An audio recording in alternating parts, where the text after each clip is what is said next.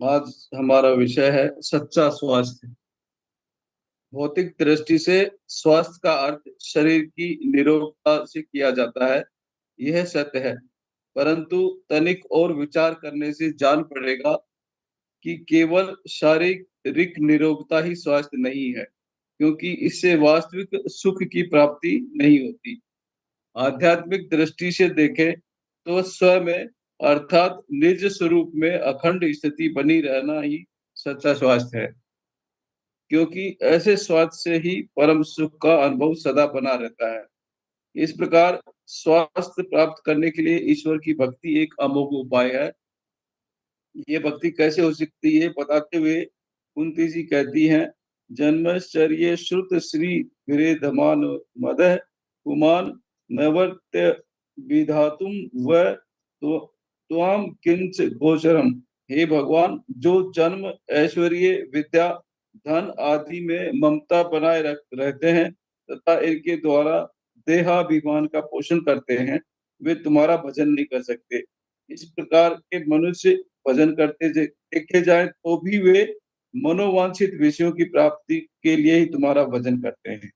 फिर सच्चा भजन कौन कर सकता है? इसका उत्तर देते हुए कहती हैं कि जो अकिंचन है, अर्थात जिनकी किसी प्राणी पदार्थ या परिस्थिति के प्रति लेश मात्र भी ममता नहीं है, वही तुम्हारा यथार्थ भजन करने में समर्थ होते हैं, क्योंकि तुम अकिंचन गोचर हो तथा अकिंचन के सर्वस्व हो। इस प्रकार अकिंचन हुए बिना, चारों ओर से आसक्ति हटाए बिना यथार्थ भजन नहीं होता।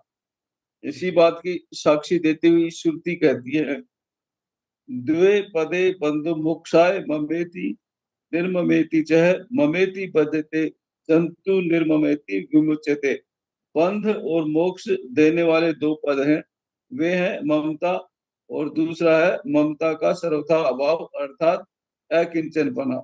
कहीं भी ममता बांधने से प्राणी को बंधन होता है और आसक्ति के त्याग से मुक्ति प्राप्त होती है।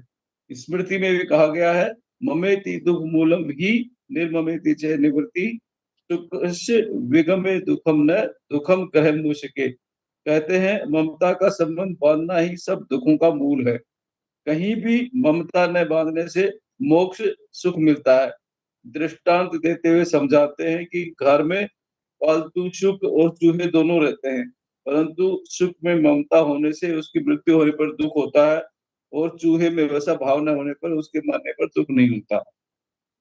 मन का ऐसा स्वभाव है कि वह अपने सर्वस्व का त्याग कर देता है और फिर अति तुच्छ विषयों में आसक्त हो जाता है।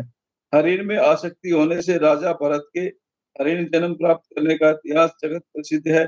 एक उच्च कोटि के साधु को एक क्षुद्र पेड़ में आसक्ति होगी, इससे उन्हें पेड़ में कीड़ा होना पड़ा। एक दूसरे महात्मा को चमचमाते जूते में आसक्ति रहने से मोची के यहाँ जन्म लेना पड़ा। इस प्रकार के अनेक दृष्टांत हैं जिनसे ये शिक्षा मिलती है, यदि मन के ऊपर खूब कड़ी चौकी या पहरा न रखा जाए तो वह कहाँ आसक्त हो जाएगा इसका पता भी नहीं चलेगा। मनुष्य ऐसा मान लेता है कि मैं तो एक किंचन हो गया हूँ, परंतु मन छिपे तौर पर अपने में कुछ न कुछ भरे रखता है।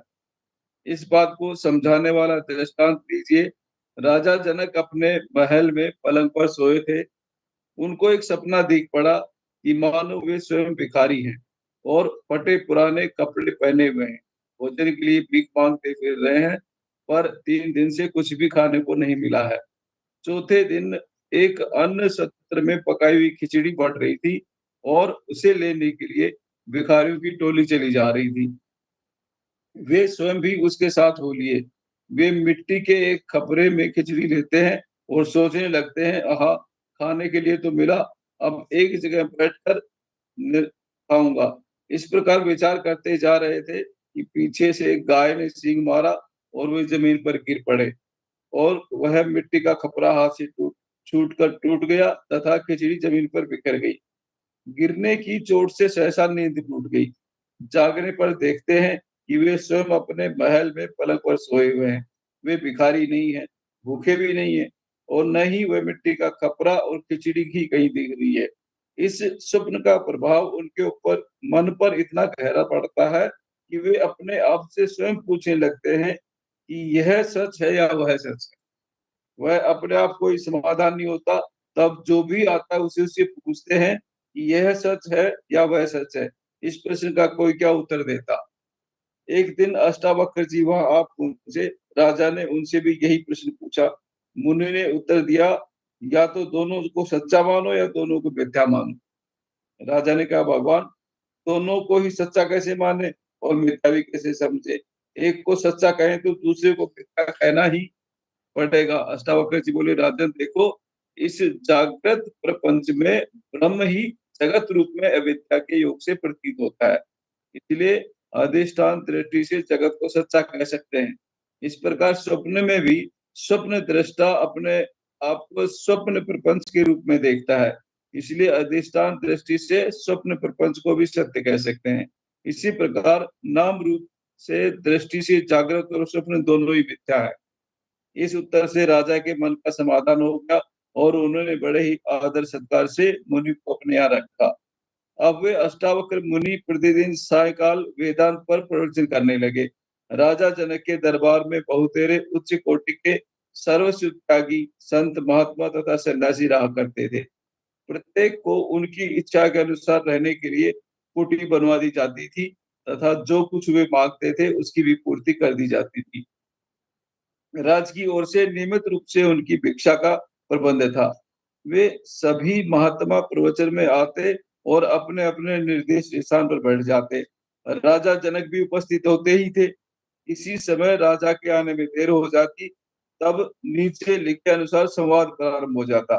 महात्मागण कहते, मुनिवर कथा प्रारंभ कीजिए, समय हो गया है। मुनि कहते, महाराज को आने दीजिए। महात्मागण कहते, मुनि महाराज, वे तो राजा हैं, उनको राजकाज से अवकाश मिलेगा तब आएंगे। कथा के अधिकारी तो हम ही हैं। राजा तो केवल हमारी प्रसन्नता के लिए आकर उपस्थित होते हैं। हम तो आत्मज्ञान की प्राप्ति के लिए सर्वस्व त्याग कर अकिंचन हो गए और राजा जनक को मिथिला का राज्य चलाना है। अतः हमें तो ऐसा लगता है कि राजा के आगमन की पाठ देखकर उनको आवश्यकता से अधिक महत्व दिया जाता है। इसलिए कथा आरंभ कीजिए। अष्टावक्र ने कुछ उत्तर नहीं दिया। राजा जनक के आने से पहले कथा ही प्रारंभ। इस प्रकार के प्रसंग दो चार बार आ चुके। तब मुनि ने इसका कोई उपाय करने का विचार किया। एक दिन कथा प्रारंभ हुई। थोड़ी देर के बाद ही अष्टावक्र मुनि बीच में ही बोल उठे, देखो देखो, चारों ओर प्रचंड आग लगी दिखती है।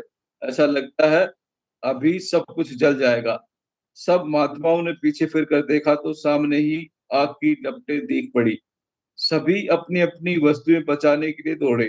अपने आसन पर कोई भी न रहा। तब अष्टावक्र जी राजा जनक से बोले, राजन, ये प्रचंड आग लग गई है, उसे देखते नहीं तो यहाँ बैठे हो। जल्दी जाओ, नहीं तो ये आग देखते देखते सारी मिथिला को भस्मसात कर देगी। ये सर्व स्वत्यागी लोग अपनी अपनी वस्तुएं बचाने के लिए दौड़ गए हैं। ये देखते हुए भी तुम क्यों नहीं जाते हो। राजा जनक ने उत्तर दिया, महाराज, सारी मिथिला यदि चल जाएगी तो उसमें मेरा कुछ भी नहीं चलेगा। जिस मिथिला की रक्षा करने के लिए आप कहते हैं, वह मिथिला जिसकी है, वह उसकी रक्षा करने में समर्थ है। मैं किस लिए चिंता करूं। आपकी कृपा से मैं अनुभव कर सकता हूँ, किंचन बहु स्वास्थ्यम कोपीन त्वेमपि दुर्लभम। इस विश्व में मेरा कुछ भी नहीं है। जो कुछ है वह सब परमेश्वर का है। इस प्रकार के निश्चय से उत्पन्न स्वास्थ्य सर्वस्व त्यागी कोपिनधारी को भी दुर्लभ है। फिर आपने इसका प्रत्यक्ष अनुभव ही करा दिया। अष्टावक्र जी बोले, अभयम प्राप्त तो ऐसी जनक है। राजा जनक, अब तुमने निर्भय पद में विश्रांति प्राप्त कर ली है। विज्ञ पाठक वृंद, ईश्वर की माया का यथार्थ रूप यही देखना है। ये महात्मा प्रारब्ध से हर बार खेती बाड़ी तथा कुटुंब जनों को त्याग कर एक कौपीन धारण करके घर से निकले होंगे और इसी स्थिति में राजा जनक के यहाँ पहुंचे होंगे। राजा जनक के द्वारा सत्कृत होकर कुछ ही समय तक यहाँ रहे होंगे। कुटी तथा सर्व सामग्री राजा की दी हुई है, ये भी जानते होंगे। तथापि किसी की लंगोटी में, किसी की कमंडल में, किसी की पुस्तक में आसक्ति ममता बंध गई होगी। कुछ लोगों ने खाने की सामग्री इकट्ठी कर रखी होगी। ऐसी स्थिति में वे अपनी मानी हुई वस्तुएं बचाने के लिए दौड़ पड़े। यद्यपि वस्तुतः कोई भी वस्तु उनकी थी ही नहीं। इधर राजा जनक को मिथिला राज्य प्रारब्ध से ही प्राप्त था, तो भी वे उसे अपना नहीं मानते थे। इस कारण वे अडिग धैर्य के साथ अपने आसन पर स्थिर बैठे रहे। इसलिए प्रतिदिन मन का निरीक्षण करते रहें, जिससे कहीं कुछ भर न ले। प्रतिदिन इसको साफ करते रहें, जिससे कहीं भी ममता का बैल न लग जाए। इसी कारण श्री शंकराचार्य जी ने कहा है, अहर्निशम किम परिचिंतनीयम संसार मिथ्यात्व शिवात्म तत्वम।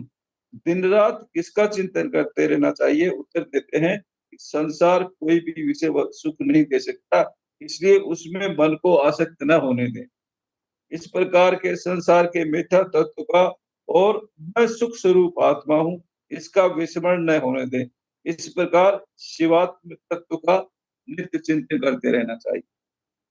सभी को धन्यवाद।